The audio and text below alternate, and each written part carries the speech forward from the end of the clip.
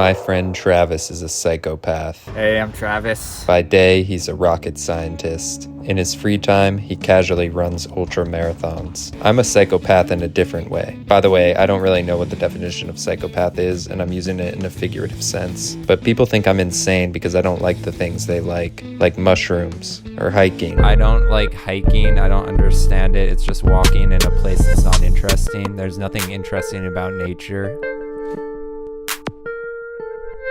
But I noticed Travis always seems pretty happy after going on a 45-mile mushroom hunting run in the mountains. I can be a negative guy.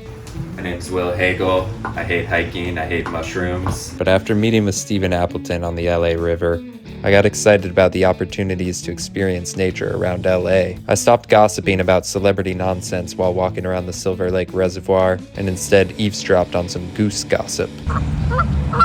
I even heard an owl doing Mike Jones karaoke. When you pay attention to nature, you feel like a part of something bigger, and that makes you a little happier. So I asked Travis if I could join him on a hike so he could show me some shrooms. He agreed. Usually, when I text people where to meet me, I give them an address, or at least the name of the restaurant, or the specific franchise location of the Denny's or IHOP. Travis sent me coordinates. That was the first sign that I was going to be miserable. It gets worse. He told me we have to cross a stream, so my shoes are going to get wet, so I wore some thick socks. I started to panic. On the drive over, I got some ominous signs. I just left my place. I'm on a 30-minute drive. My wife immediately told me after she filmed that last segment that wearing thick socks is a bad idea because they're going to get extra wet. So, first mistake. Pulling in here to get gas. Gas is 666, 6066, seems like bad sign. Just drove past dead skunk in the road. Seems like another bad sign. But I made it. Yeah, we're here in the Santa Monica Mountains, one of my favorite places to run, and we're gonna go see what we find. Let's go. It took about 5 seconds for Travis to spot some mushrooms. So over here, I just see this flash of orange. Yep. And this looks like a chanterelle. And chanterelle, Cantharellus californicus, which these get massive. This one's not super big, but it is a good size, good weight to it. That's massive to me. Yeah, but yeah, these chanterelles, they don't have true gills. They have these kind of ridges, rubbery ridges. You can't really break them off. They're not thin blades. They're kind of like intertwining,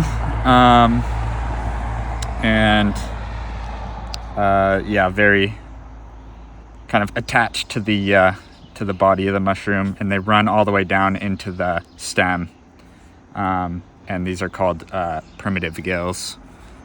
That's one of the defining features of this, but yeah, just this golden color cap, slightly lighter. Can you eat that one? Primitive gills, yeah, this is a delicious edible.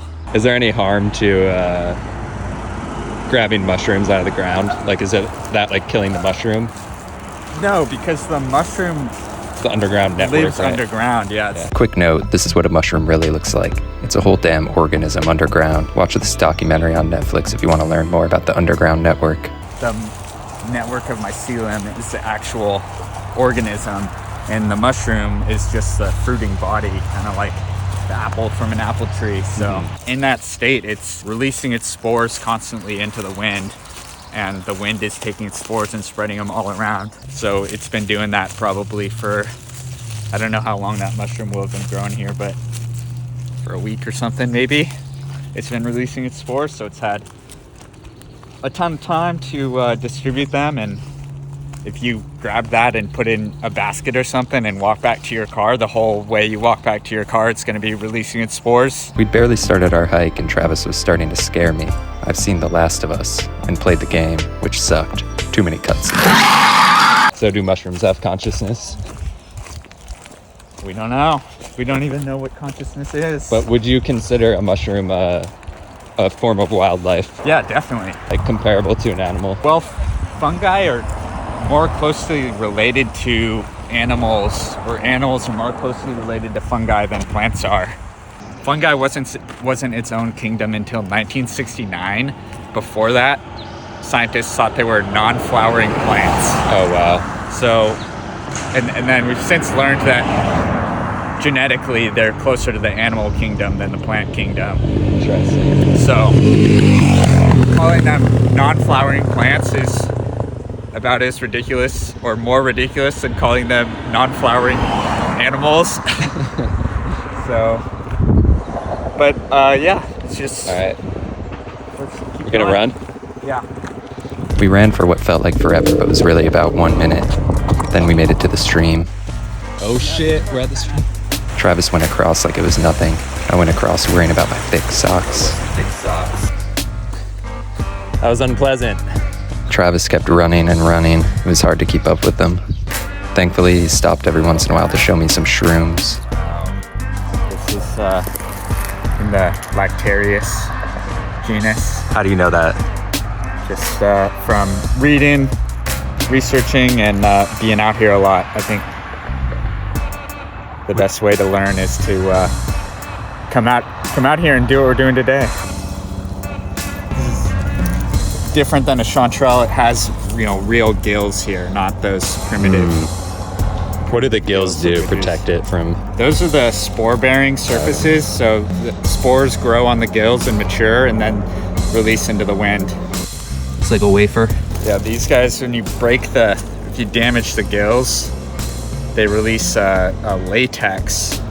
This one is kind of like a white latex, but other species, they can be kind of orangish yellow. You see how it's starting to kind of ooze out from where it was damaged. That's a mechanism to protect the mushroom against insects. That's like very peppery tasting.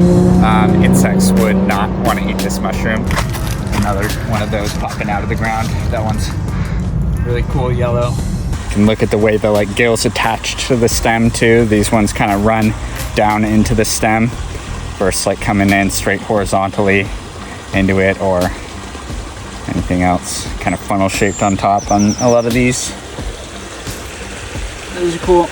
Don't know what it is, but we'll find out later. What is this? I don't know what this one is, but it just lives in a cool spot here. Whoa, whoa, whoa. So It's a cool color. this kind of has brown gills. It's grown on a dead piece of wood, so some mushrooms grow out of the ground, in association with trees.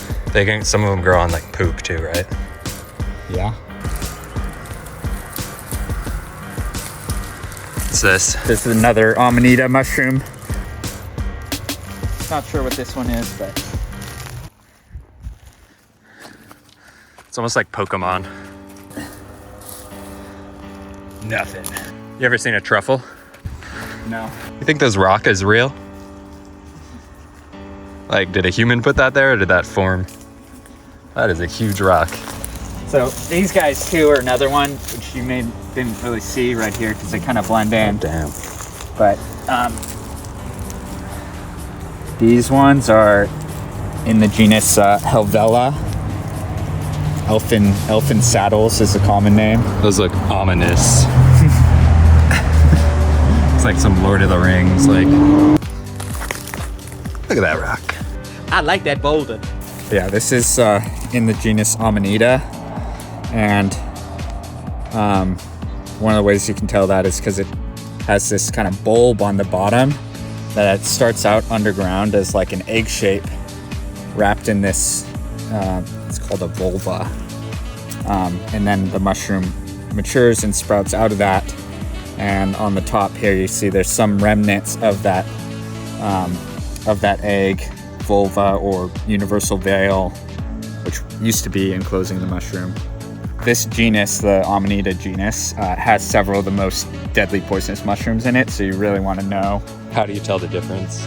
You really gotta study all the characteristics of the mushroom and really know what you're doing, because some of them are good edibles and some are deadly poisonous. So the kind of wooliness on the stipe, but you got this really thin remnant of what's called a partial veil. So this, when the mushroom was younger, this piece of material was covering the gills and protecting them while they matured. And then as the mushroom grew and opened up, this ripped off and left a remnant on the stem there. Yeah, and you can see the margins again have these kind of striations on them. Sometimes there are like little tiny mushrooms growing out of the moss too that are interesting. Is there any like scientific study behind why there's so many different, I see one up there too, behind why there's any different species, or it's just the same as like any animal? Oh, they just all occupy their own little niche in the ecosystem. So a lot of these here are growing in association with these oak trees, with this coast live oak. So these mushrooms are doing the job of kind of breaking down plant matter for the tree, and in return the tree's getting good soil. Mushrooms are getting plenty of nutrients and putting them back into the soil. So these coast live oaks have like hundreds of species of mushrooms that are obligately paired with the oak tree. They only grow in symbiosis with these trees. So, and that's called a mycorrhizal association. We ran for what felt like days, but was only a mile and a half. Just like that. Back in civilization. When we reached the road, I had to turn back so that Travis could run for another 24 miles. We're gonna run up to this peak over here, down into the valley, do a little loop back up to the peak, and then come back. Straight back the way we came? Back the way we came. How long do you think it'll take you? I don't know, 4 hours or something. We'll see. All right, hopefully. Depends how much I stop to hike around and look at mushrooms. Is there anything dangerous I should look out for in these mountains?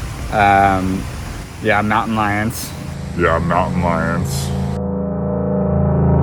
What do I do if I see one? Just You won't see it. It'll see you before you see it. Yeah, and then but you'll is be running better, or do I look like prey? Don't run. You look like prey. Okay.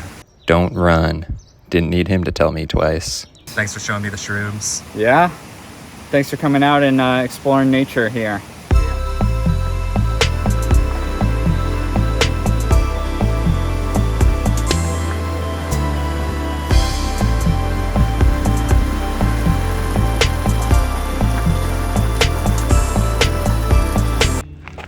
All right, I'm walking back. That was a great chat with Travis until he told me I might see a mountain lion. I'm trying to be at peace with nature here, but a little nervous. That's nice.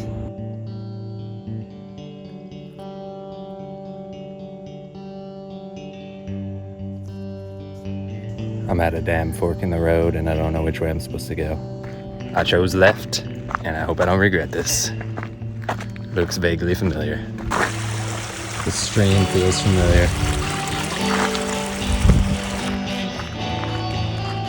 That definitely looks familiar. Still haven't touched any of these. I don't think I really want to.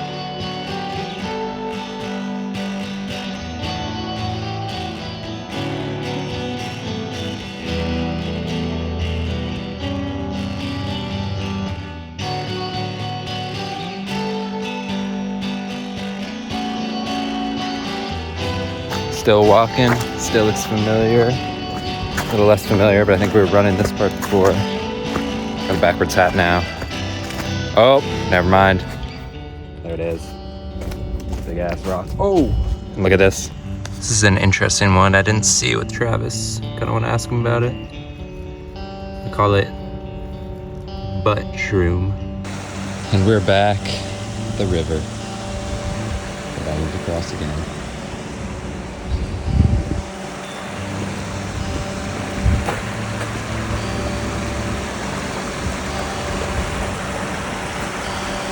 Think I can balance on this log.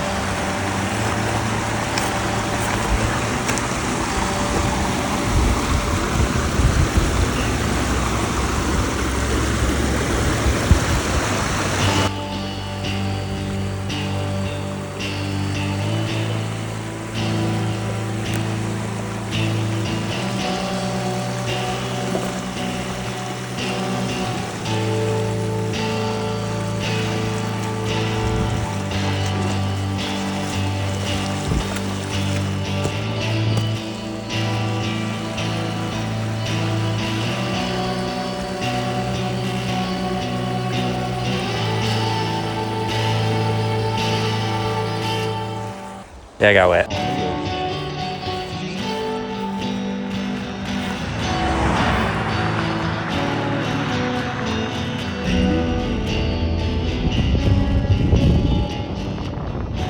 On my drive back, I even stopped and got a shroom smoothie. Life is like an amanitas. You never know what you're going to get. You might get mauled to death by a mountain lion at any moment, or the mountain lion might just watch you from afar, gazing at you in wonder, running hella quick, studying you like Travis does mushrooms, and it'll decide it's not hungry. Big run today. I don't want to carry that. The best thing you can do in the meantime is be a psychopath. Go for a hike, especially when you don't want to. Pick up some shrooms, spread some spores, then get back inside before the zombie apocalypse.